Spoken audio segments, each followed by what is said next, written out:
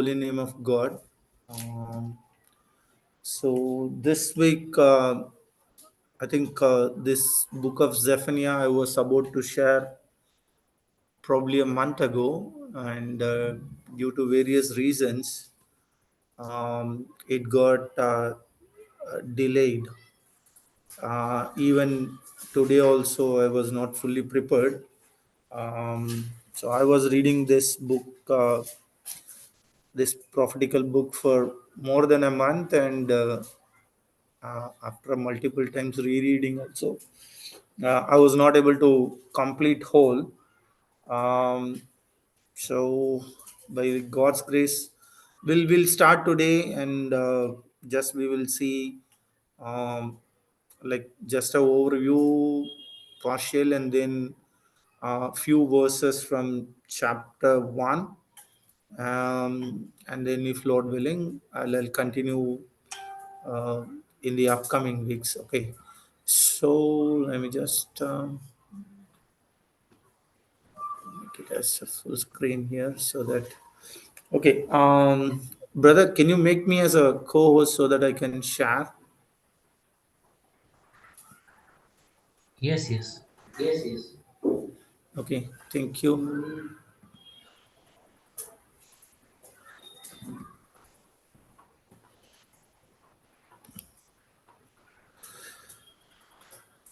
Okay, so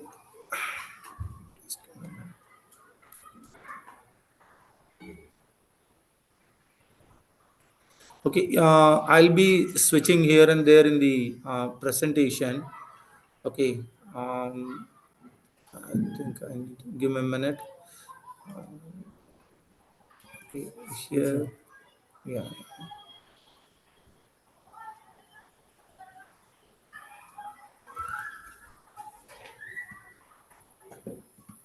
Okay, just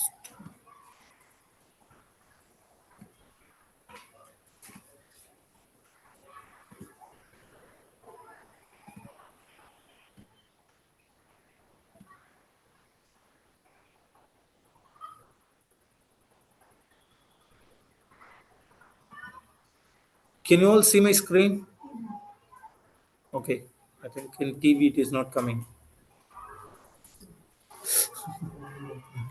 Okay, so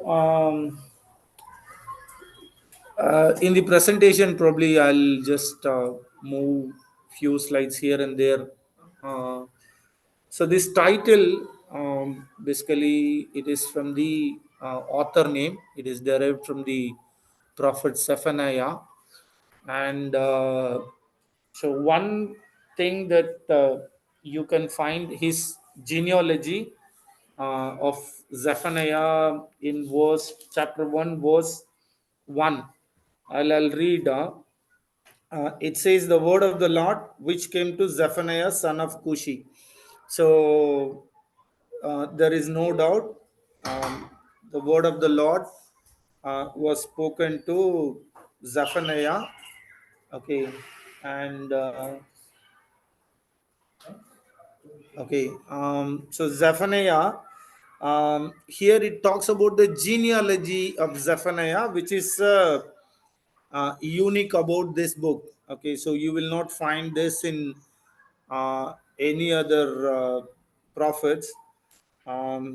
So one of the reason could be the reason Zephaniah connecting or mentioning his genealogy is to show that how he is connected to uh, the Judah family. Okay, so here it talks about in his genealogy, his father is Cushi, and his grandfather is Kedaliah, great great grandfather is Amariah, and obviously it connects to King Hezekiah.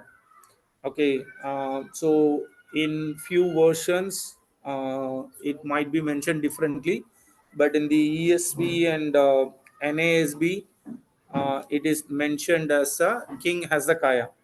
Okay, so which obviously shows uh, this prophet is from the lineage, or is from the genealogy, or is from the He is a descendant of King Hezekiah. So as we all know, King Hezekiah was one of the king who was fearing God. So in this slide, I'll just show.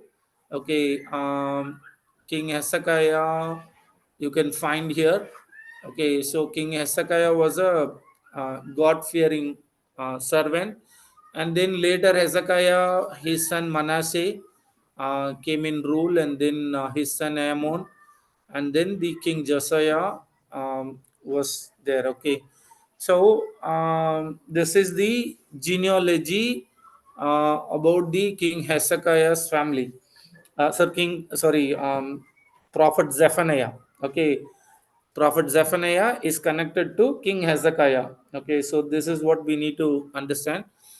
And the name Zephaniah, the meaning is Jehovah has treasured. So, which means Jehovah treated him as a treasure, or in the other way, it is like Jehovah has hidden. It doesn't mean that Jehovah is hiding himself. Instead, Jehovah has concealed um, Prophet Zephaniah. One of the reason could be um, after King Hezekiah, the evil Manasseh. If you read in the book of, I'll just refer my Tamil Bible because I have taken my notes from Tamil Bible. You can just read Second Kings 23. In Second Kings 23, okay, Second Kings 23 verse 10. Okay, in Second King 23 verse 10, let me read Second Kings 23 verse 10.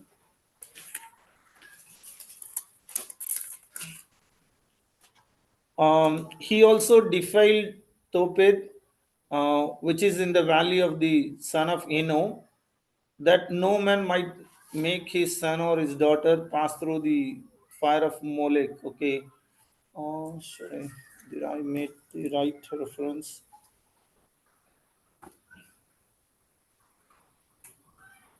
Sorry, there was one word which talks about that Zephaniah, this King Manasseh, um, he offered his, I think, I'll just read that. It is in 21, sorry, verse, chapter 21, Second Kings, chapter 21, verse 6. Okay, Second King chapter 21 verse 6. He made his son pass through the fire. Okay, practiced witchcraft and used divination and dealt with mediums and spirits. He did much evil in the sight of the Lord, provoking him to anger. So in the there was one more word also which says that this king Manasseh killing the people also. Okay, so that is how this king was a wicked king. So obviously, from after King Manasseh, as we saw, his son King Ammon, he was the king, and he is also a wicked king. So, but God was protecting King Hezekiah's lineage or King Hezekiah's family. So that is how this prophet Zephaniah might mean that he has been hidden by God. Okay, so that was the meaning. And in the first century church father Jerome, he was giving a meaning that the Lord's watchtower, and I saw few other interpreters also, John MacArthur and David Parson. They were also using like the word Jehovah has hidden. So it doesn't mean that Jehovah is hiding. So Jehovah is hiding the prophet Zephaniah. So that is how it need to be understood. Okay, and there are few other informations, like if you read this chapter, the three chapter, which contains 53 verses. But you will find the name of the god, like the Lord, the term Lord, it appears 34 times in 27 verses. Okay, directly the name, the Lord, capital Lord, that Yahweh, it appears 34 times in 27 words. And the Lord God Adonai, that appears one time. And then the word Elohim, for God, it appears four times. But if you count uh, the pronouns, okay, which is I, he, him, which talks about the pronouns substituted for the Lord. um, just I marked in my Bible, it appears 109 times in this 53 verse. Okay, in total, just think about, in a 53 verse chapter. Okay, the verses are probably 500 years before the theologians added chapters and verses to the Bible. But even in that, like 53 verses, and it contains 141 words. If you count in ESV, it comes around 1141 words, word counts. But in that, directly the name of the Lord appears 34 times in 27 verse. Adonai appears once, Elohim appears four times. But the pronoun, to mention the Lord, Yahweh, Adonai, and Elohim, it appears 109 times throughout these three chapters. Okay, so that was one observation which we could see. Okay, and the first chapter, the whole of the first chapter, basically it talks about the judgment which was pronounced for Judah. Okay, the nation Judah. And then the second chapter, it was a judgment for the nearer countries. Okay, it is like the Palestinians, those who are living in like these locations you can see here. Okay, Ascalon, Asdod, the people those who are living here, as well as Sodom Gomorrah, and then it talks about Nineveh, Ethiopia. Okay, so the judgment of the God is spoken for these nearing countries. And then in the third chapter, even in the second chapter, you could see there is an invitation from God, like chapter 2, okay, verse 2. It says, before the decree takes effect, which means before the judgment of the Lord, uh, it has been pronounced, but before it takes its effect. Okay, so God is inviting them, like in verse 3, seek the Lord, all you humble of the earth, who have carried out his ordinance. So God is inviting them for a repentance. Okay, so that we could see in chapter 2 beginning, and from verse 4, the judgment has been pronounced for the neighbors. Okay, like a Gaza, Ascalon, Asdod, Ekron, Canaan, Palestine, and the people those live nearby the sea coast, and then Moab and Ammon, Ammon. Okay, and which is compared that they will be destroyed like Sodom and Gomorrah. And it is not only talking about the Palestinians and the Sodom and Gomorrah, but it talks about the Assyria. Okay, so we saw in Jonah's book, when Jonah preached, the people in Nineveh, they got repented. But later, they are the people those who oppress the Judah and the northern kingdom.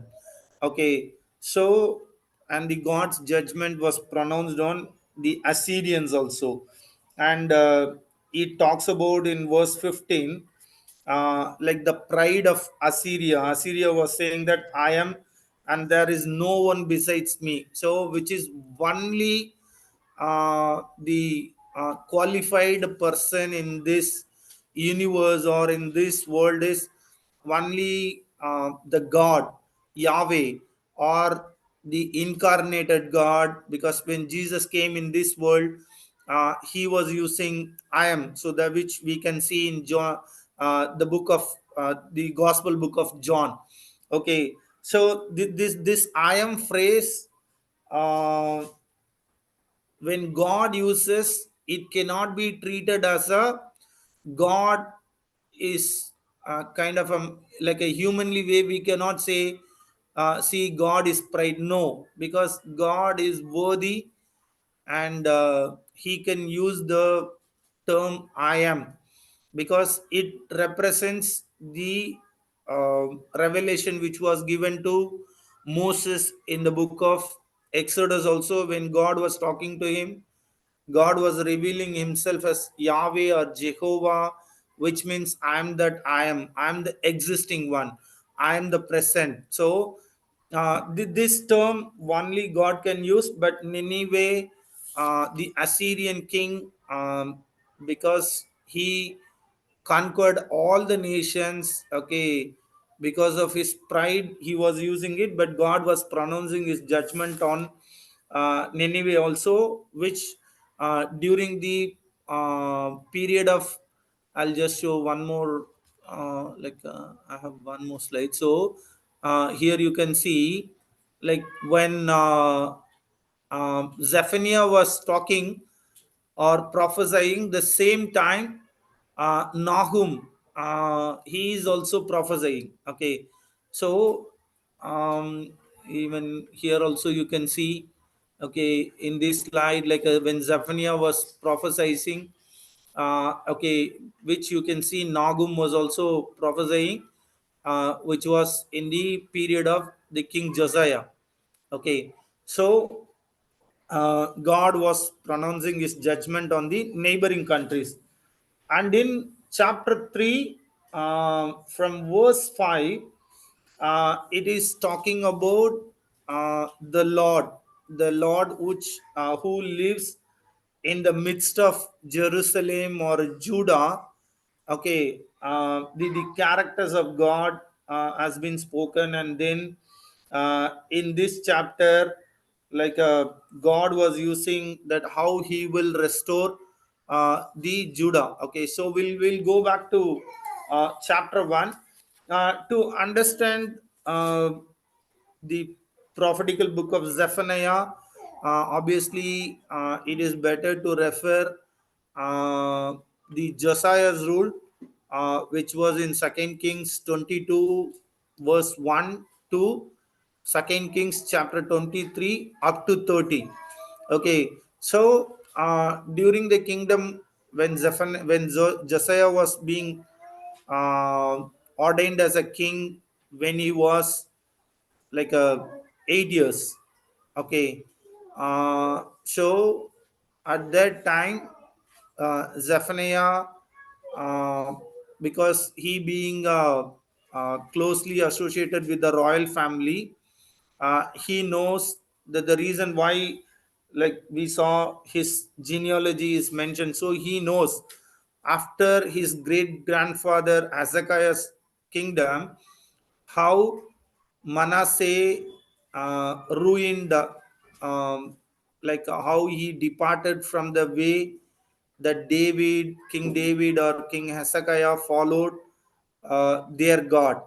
Okay, so we could see, like what are the things that he brought in, like in Second Kings 21. Second Kings 21, we can see, I'll just read few, because it is better to understand what went wrong before Zephaniah prophesied, and how that prophecy helped King Josiah to start the Reformation. Okay, so to know that, let us read Second Kings 21, um, like verse 3, or from verse 2 and 3. Okay, Manasseh, he became a king, and then one thing you can see, he was the king who ruled 55 years. So his reign was one of the longest reign of the Judah kings. Okay, so in verse 2, Second Kings chapter 21, verse 2, he did evil in the sight of the Lord, and it says, according to the abominations of the nations whom the Lord disposed before the sons of Israel. So when God was bringing them uh, from the slavery of the Egypt, okay, God was uh, God spoken to them through the leader Moses and through Joshua, that they should not follow the traditions and the cultures of the neighboring uh, people. Okay, and they should not follow their god. Okay, so these people have been called to live an exemplary life, so that as a part of Old Testament, the call was the all the nations should come and see how God is working in this missional community, Israel. Okay, so God called them, and God made known to this world through this people.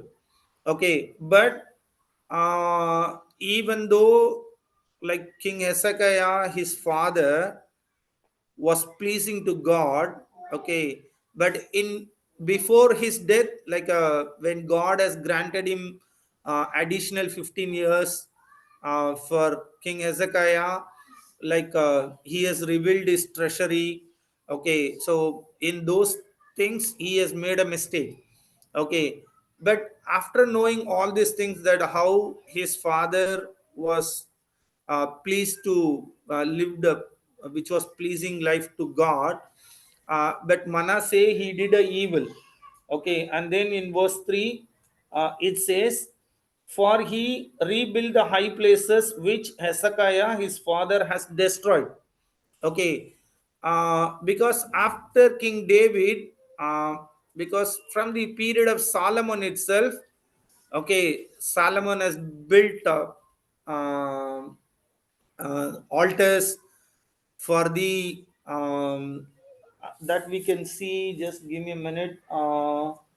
Okay, which is in Second Kings 23 verse 13. Second Kings 23 verse 13.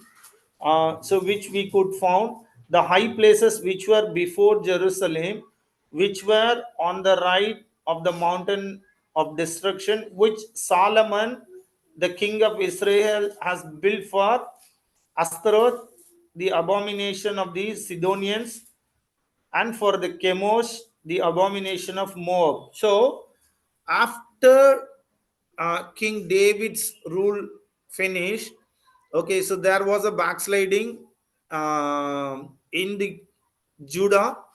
Okay, so that is where the kingdom got separated after Solomon passed. Okay, his kingdom got separated as a 10 plus 2. Okay, Judah and Benjamin, they were comes under a southern kingdom, and the rest of the remaining 10 tribes, they were called to be northern kingdom, or the Israel, where their capital was Samaria. And Solomon's servant, okay, he was the first king of that uh, side.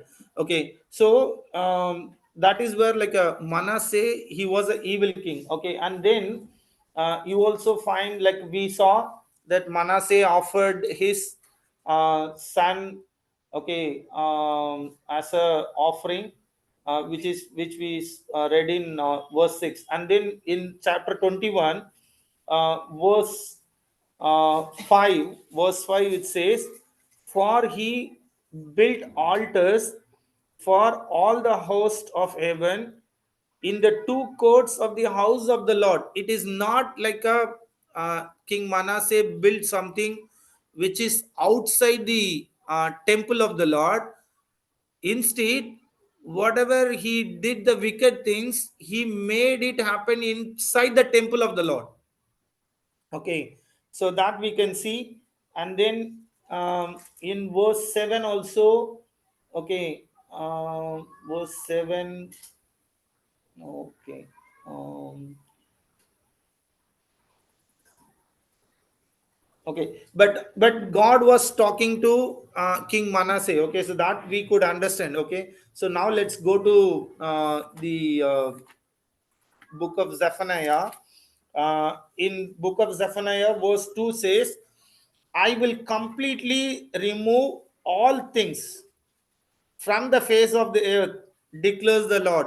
Okay, so when it says here, this is being limited to the kingdom of Judah. That is what I perceive, because after that it talks about, like, the prophecy was spoken to the people of Judah, the people, those who are living in Jerusalem.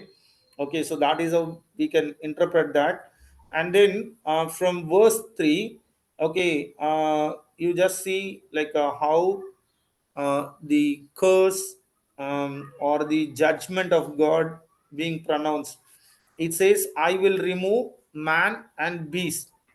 Okay, so you can see, man, human beings are there, animals are there. Okay, and then I will remove the birds of the sky. Okay, so you just remember Genesis 1. Okay, the creation order, or whatever God has created. Okay, everything now subjects into the destruction or the judgment. Okay, and then the fish of the sea. And the word fourth one, it says, and the ruins along with the wicked. This one I'll just read it from the NIV, because NIV makes more sense for this word. I'll just give me a minute. I'll open NIV. If somebody has NIV, um, I'll just read that from NIV. Zephaniah 1, okay, verse 4. Okay, just give me a minute. Okay, um, I'm reading it from NIV. I will sweep away both man and beast. I will sweep away the birds in the sky and the fish in the sea, and the idols that cause the wicked to suffer.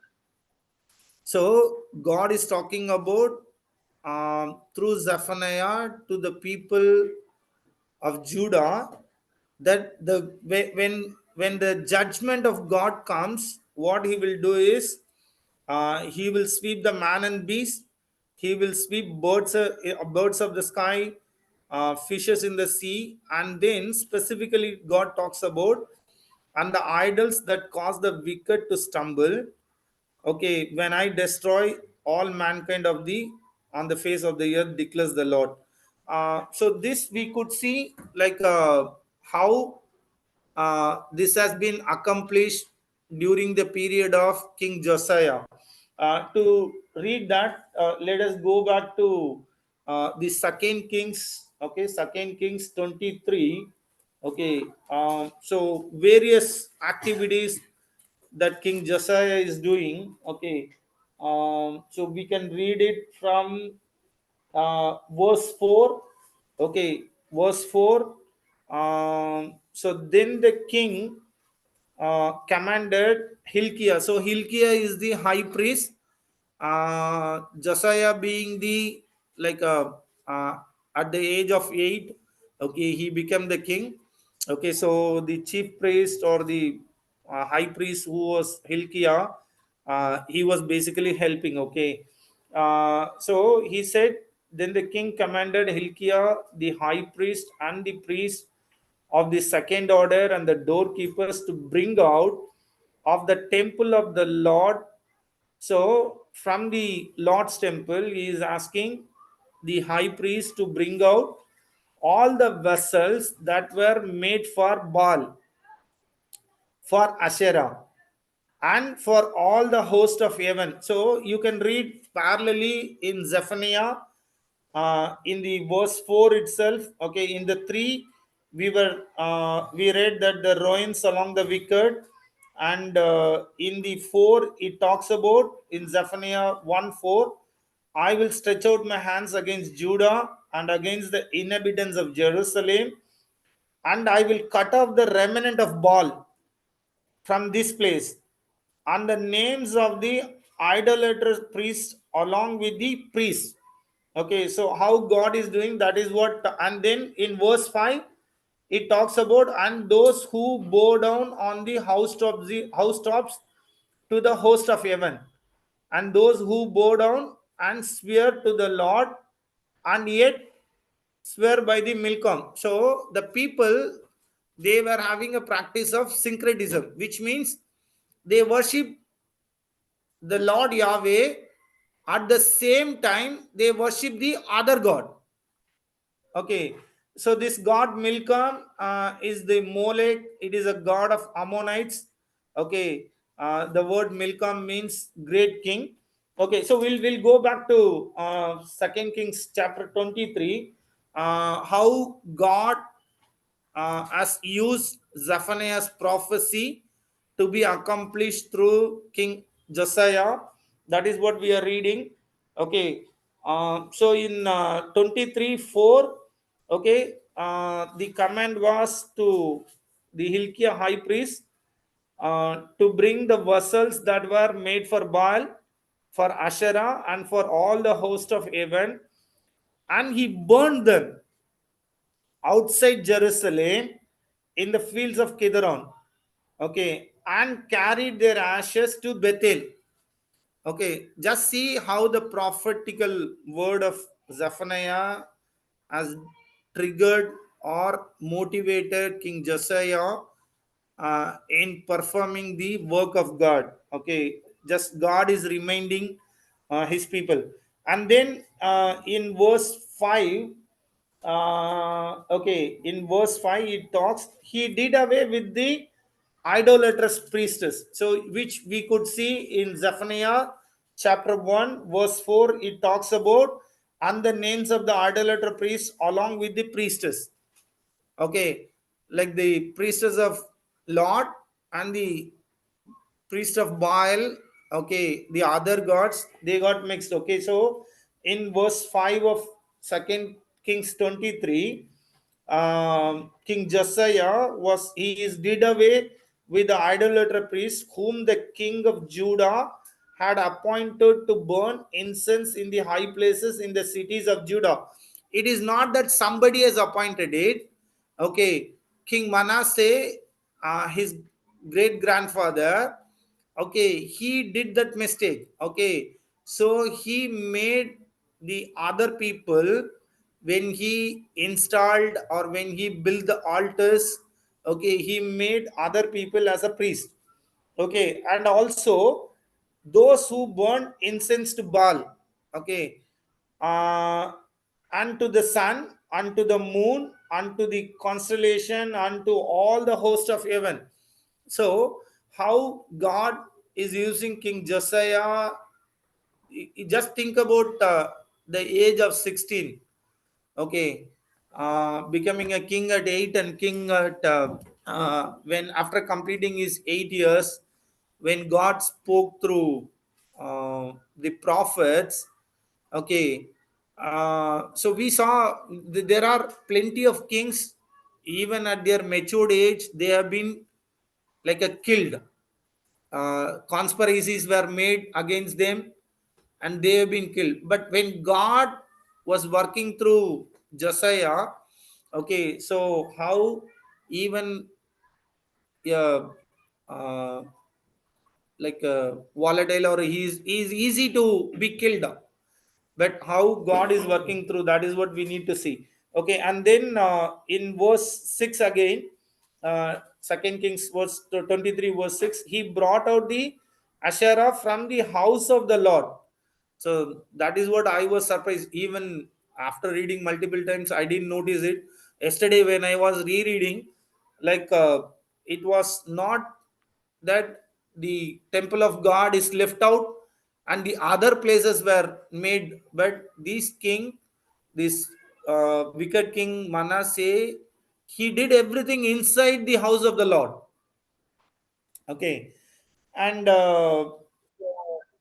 burned it into the brook Gidron and ground it to dust. So how Josiah is doing? So he made that into dust and threw its dust on the graves of the common people. Okay, and then probably we can read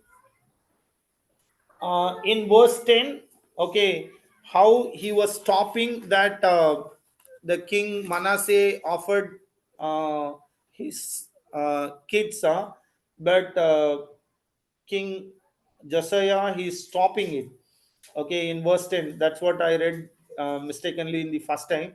That no man might make his daughter pass through the fire of Molech. Okay, so part of his reformation, he is stopping people not to offer to the pagan gods. Okay, even because even God has not asked for such a thing.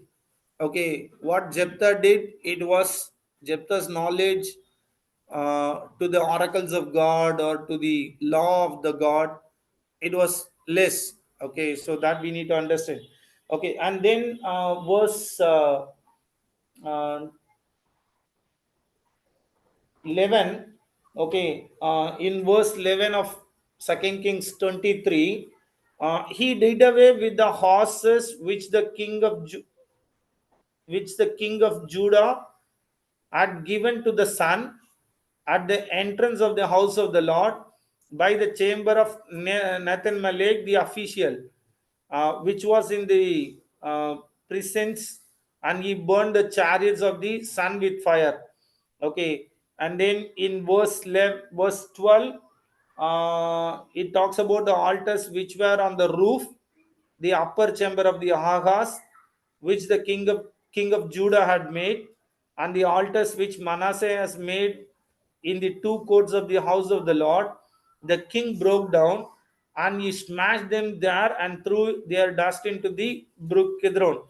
And then the next verse 13 was an eye opener. Like from the period of King Solomon, okay, we can see there are many kings has come. Okay, I'll just zoom here. Okay, after King Solomon, okay, you can see his son Rehoboam, then Abijah, Asa, Jehoram, okay, Joash, Amaziah, Uzziah, Jotham. There were many kings, but none of the king removed the altars which was made by Solomon.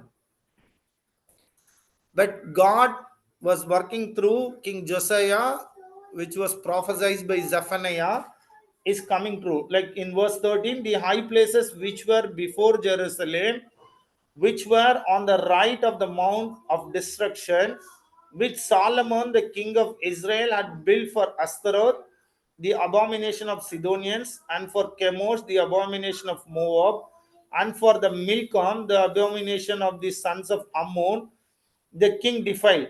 And in 14, he broke in the pieces the sacred pillars and cut down the asherim and filled their places with human bones. And like the next is um, but about King Josiah, like not only Zephaniah, even before Josiah is born, it was prophesied during the period of Jeroboam itself. Okay, that we could see. So which is in First Kings. Okay, First Kings 13. Okay, First Kings 13.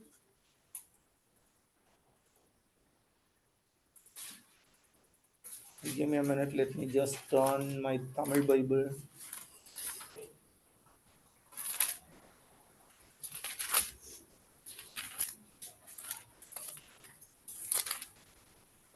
Yeah. So First Kings 13. That was the that talks about the king. Um Jeroboam, okay, who was the servant son. Okay, so he separated the kingdom of Solomon into 10 plus 2, and he was reigning the 10. Okay, and what he did is like uh, so he offered like in verse First Kings 13 verse 1. Now behold, there came a man of God from Judah to Bethel by the word of the Lord, while Jeroboam was standing by the altar to burn incenses. Okay, which was obviously the work of priest. The burning incenses is not the job or is not the responsibility of the kings. It is the job of priest. But this king, okay, who was the son of servant, okay, he started burning the um, incense in the altar. So that's where God has sent a man prophet from Judah to Bethel, and he prophesied. Okay, like in verse, give me a minute. Okay, in verse 2. Okay, that prophet, he cried against the altar by the word of the Lord and said, O altar, altar, thus says the Lord, behold, a son shall be born to the house of David. Okay, Josiah by name. So it is not that like mentioning there will be a son and he will come, but God, when Lord spoke in detail, he is a God who knows or who is appointing things that are going to happen in the future. Okay, that's what in Isaiah 46 it talks about God. When it says God knows the end, it is not that God will surprise when things are changed. Oh, I need to do a plan B. No. Okay, God is a omniscient, omnipotent, omnipresent. He knows. Okay, what is going to happen till the not till even in the eternity also he knows it because he is God. Okay, so he says that there will be a person who will born, his that king name will be Josiah, and like he says, and on you he shall sacrifice the priest of the high places who burn incense on you, and human bone shall be burned. So the same prophecy, like after Zephaniah spoke, like Josiah was doing it. Okay, so he was, that's what we read it in Second Kings chapter 23. Okay, so we'll go back to Zephaniah. Okay, and in chapter 1 from verse 7. Okay, the day of the Lord. Okay, this book is full of the day of the Lord. You can see the day of the Lord is appearing 22 times. It appears 22 times directly as the day of the Lord or on the day. So that is how the term is being used. Okay, so it appears 22 times throughout this book. Okay, and in verse 7 it says, for the day of the Lord is near. So which means uh, the judgment on the southern kingdom. Northern kingdom already they were, like you can see here, Okay, they have been taken to captivity. Before Josiah come to rule, the northern kingdom has been taken captivity. Okay, so you can see here, like before 720, okay, 722, okay, the northern kingdom has been taken captivity. Okay, and it was about close to 100 years. Now the captivity is going to come for the southern kingdom. So that's what it says, when for the day of the Lord is near. So which Zephaniah was saying that even during the period of King Josiah itself, okay, that I'll just show here. Okay, there was a woman prophet called Hulda. Okay, so like after reading the law of the God, when Hilkiah found that from the temple, okay, Josiah was talking to the people, because in the book of the Lord, like the book of the law, it talks about the judgment when people are drifting away from God, when people are in the backsliding, what are the judgments will happen. So that made King Josiah to fear. Okay, so because of the fear, he was checking with the prophet Huldah. So she replied, God will judge Judah. Yes, that decree which God has decided, it will compass, it will come true. There is no escape, but it will be delayed. Okay, since you are seeking the Lord with all your heart, okay, so that after your death, that judgment will compass. Okay, so that is what that has been told to Josiah. So that's what Zephaniah is also saying. The day of the Lord is near. So which means the Assyrians, okay, the Assyrians will come. They will, sorry, not the Assyrians. By that time, like um, the Babylonians also getting strong. Okay, they destroyed Nineveh, because here in this prophetical book itself, it talks about Nineveh. Okay, so Nineveh will get destroyed by the Babylonians, and then Babylonians will take Judah. So here you can see, like Nebuchadnezzar. Okay, he took the Judah. Okay, so that's what it says. God has consecrated his guest, like God has prepared a sacrifice.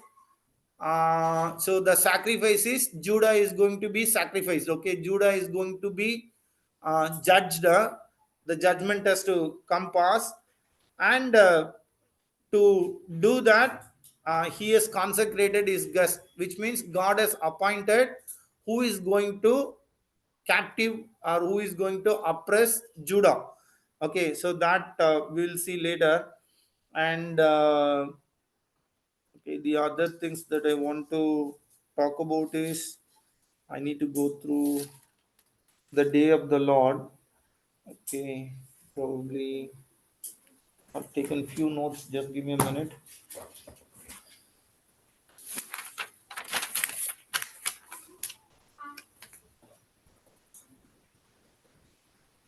Okay, as I said, like the prophecy about Josiah, it was close to 290 years.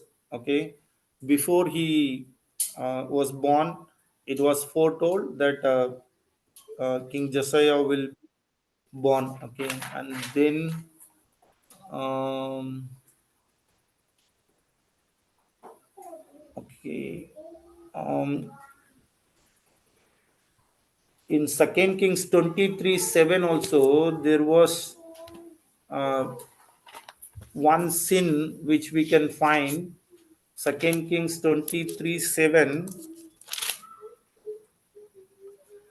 He also broke down the houses of the male cult prostitutes which were in the house of the Lord.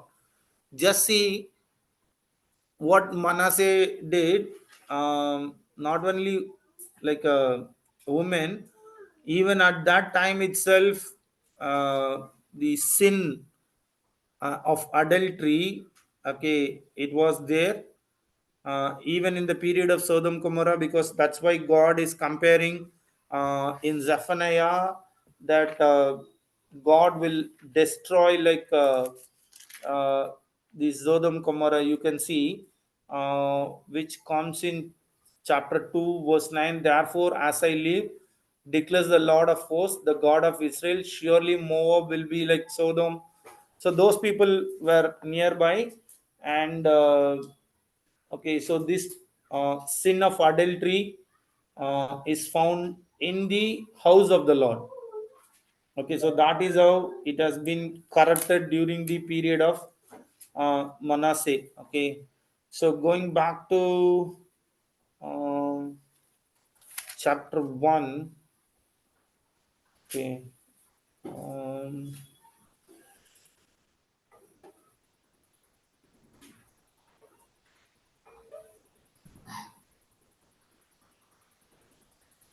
okay, so from verse 14, it talks about how the day of the Lord will look like. Okay, so during the day of the Lord, it says, verse 14, near is the great day of the Lord, which means for the just after, right after Josiah's reign, the destruction is going to come on the Judah. Okay, that is what it is talks about. Near is the great day of the Lord, and near and coming very quickly.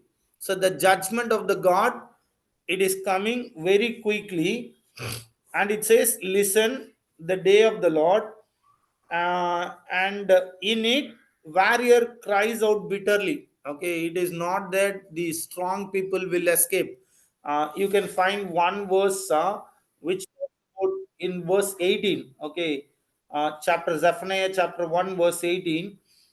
Neither their silver nor their gold will be able to deliver them. Okay, on the day of the Lord's wrath, and all the earth will be devoured in the fire of his jealousy, for he will make a complete end, indeed a terrifying one of all the inhabitants of the earth. I just made a note, give me a minute. For the verse 18, there was one verse which talks about during the period of the next king.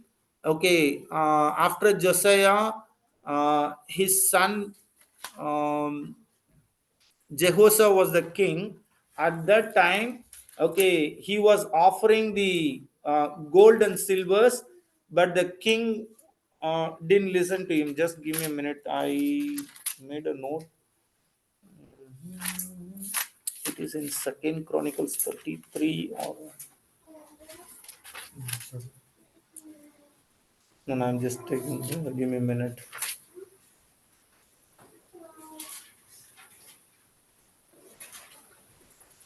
Sorry, give me a minute. In Kings. Okay. It is in Second Kings 23. Okay, Second Kings 23,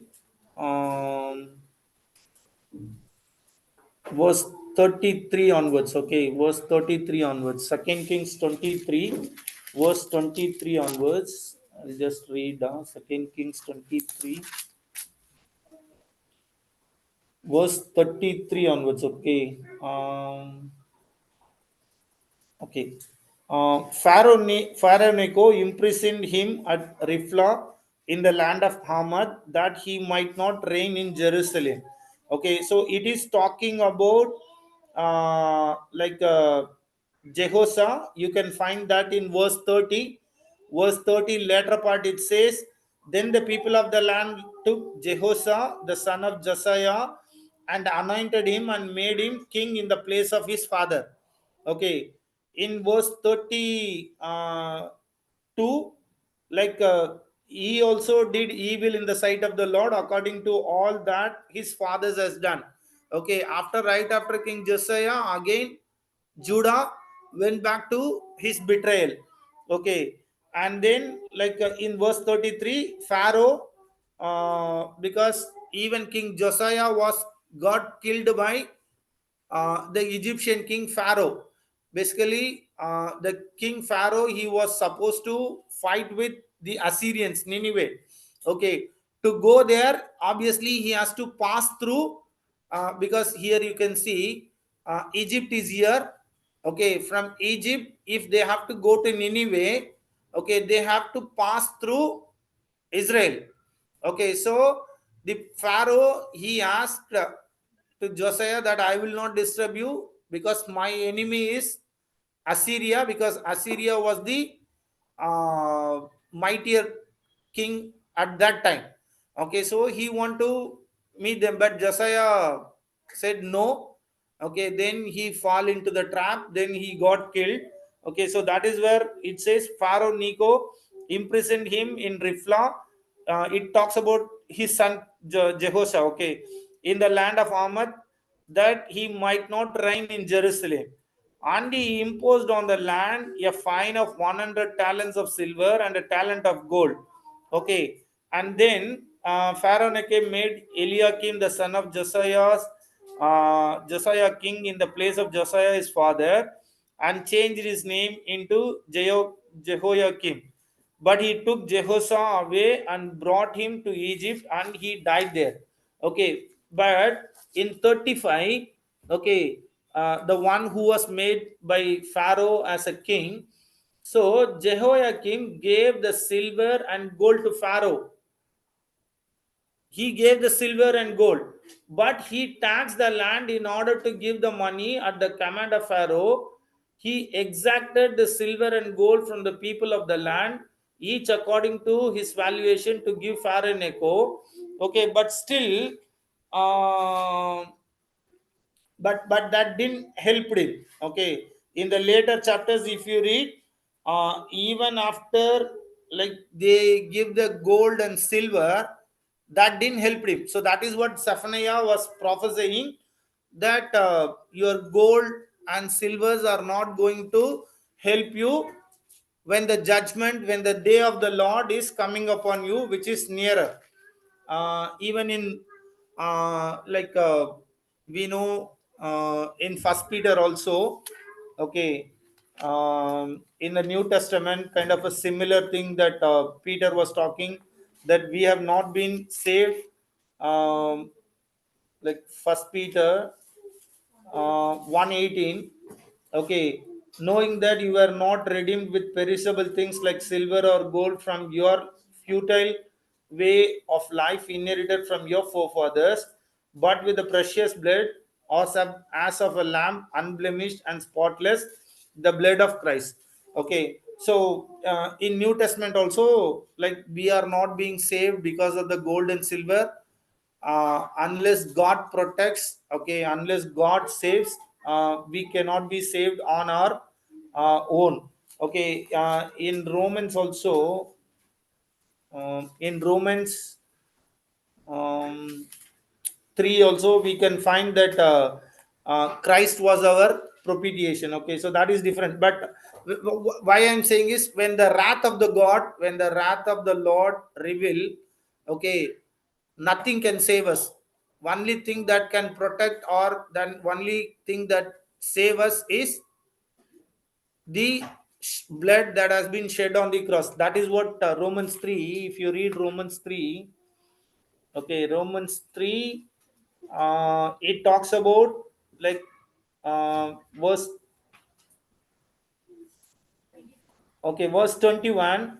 But now, apart from the law, the righteousness of God has been manifested, being witnessed by the law and the prophets. Okay, so there are two things getting manifested. One is the wrath of God, on the other hand, and the righteousness of God. We can see in Romans chapter 1, okay, verse 18. Okay, verse 18, it says, for the wrath of God is revealed from heaven against all ungodliness and unrighteousness of men who suppresses the truth in unrighteousness. Okay, and in verse 17, It talks about, for in it the righteousness of God is revealed from faith. So there are two things being revealed. One is the righteousness of God is revealed, and the second, the wrath of God. So to escape the wrath of God, the righteousness of God the Father is, that is what it is mentioned in Romans 3, like verse 24, being justified as a gift by his grace through the redemption which is in Christ Jesus, whom God displayed publicly as a propitiation in his blood through faith. Okay, so which the righteousness of Father God is revealed on the cross to escape or to make us protected from the wrath of God. Okay, so which is by the propitiation uh, in his blood through faith. This was to demonstrate his righteousness. Okay, so similarly, in the Zephaniah's period, King Josiah's period, okay, when the wrath of God comes, okay, nothing on our own it could save us. So that is what it said in verse Zephaniah 1:18. Neither their silver nor their gold will be able to deliver them on the day of the Lord's wrath. Okay, so that we could see. And going back to verse 15, the day of the Lord, or the Lord's day, okay, the judgment day, which is talks about a day of trouble and distress. Okay, so when it comes on the people, it is going to be a trouble and distress. Okay, and then it is a day of destruction and desolation, a day of darkness and gloom, a day of clouds and thick darkness, a day of trumpet and battle. Okay, so these are all not only to the nearer, during the period of, after the period of Josiah, even these prophecies are applicable in the upcoming days also. Okay, so this is like a nearer, and now it is also applicable. Okay, so I'll stop here because I have to go through chapter 1, the rest, and then the chapter 2 and 3, because I was, as I said, I'm rereading. If Lord willing, I'll continue in the upcoming days. Um, God's name be glorified. Okay. Thank you.